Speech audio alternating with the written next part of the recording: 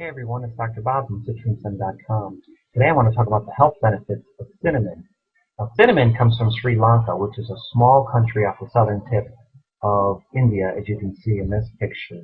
It has approximately 25,000 square miles and slightly over 20 million people in population.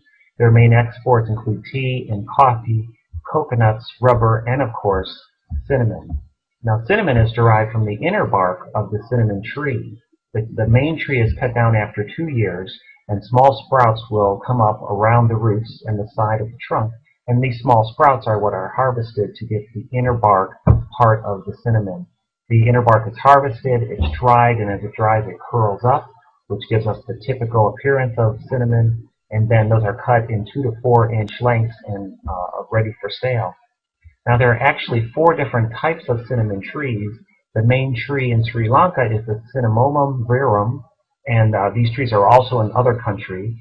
In Indonesia, it's C. bermanii. In Vietnam, it's C. lauroi. And in China, it's C. aromaticum. So each cinnamon from each different kind of tree will have a slightly different flavor. The cassia type from China has the strongest flavor. Now, cinnamon has a very ancient history. It has appeared in Chinese writings as early as 2800 BC. It's been used in anointing oils by the Hebrews. It appears in the Bible several times. It's been used medicinally for thousands of years. The Egyptians have used it for embalming. It's been used to preserve meats in the Middle Ages before refrigeration. And of course, in the United States, we use it widely as a spice for desserts and other sweet treats. So the medicinal properties of cinnamon are that it's an antioxidant, it has anti-inflammatory properties, it has immune modulating properties, and it's antimicrobial. It prevents bacteria from growing. Some of the common medicinal uses over the thousands of years that this has been used include curing the common cold. It's been used for digestive problems, help with gastric emptying. It's been used for diarrhea and ulcers. It's been used for inflammatory conditions like arthritis, toothaches, and bad breath. But some of the most interesting and exciting data came out recently with diabetes. Now, diabetes is a very debilitating disease where people have very high blood sugars, but it damages multiple organs in your body. It causes blood vessel damage, which leads to heart attacks, problems with your eyes, strokes. It damages your nerves, causes an increase in infections. It's a very bad, debilitating disease.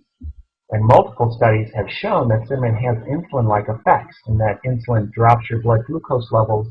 Studies initially in the lab and then with mice and rodents have shown that cinnamon can improve your insulin levels and drop your sugar levels. Studies in humans have shown the same, and these include healthy volunteers as well as people with pre-diabetes and people with bad diabetes.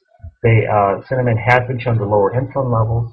It lowers your sugar 2 hours after you eat, which is a very important marker of pre-diabetes or diabetes. And it also has shown in some studies to decrease your serum cholesterol modestly.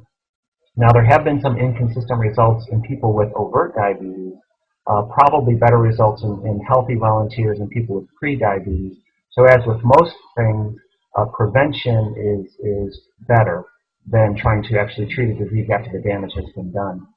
Some other exciting news came out earlier this year, and this reported in the Toronto Sun, as you can see by Dr. Richard Bellevue, is that cinnamon, as well as multiple other spices, have the ability to block blood vessel formation. Now, although you need blood vessel formation for normal tissue healing, cancer cells especially need blood tissue formation to grow and metastasize. They cannot metastasize or grow if they don't have the ability to make blood vessels. And so cinnamon, like many other spices, probably have anti-cancer effects by blocking blood vessels.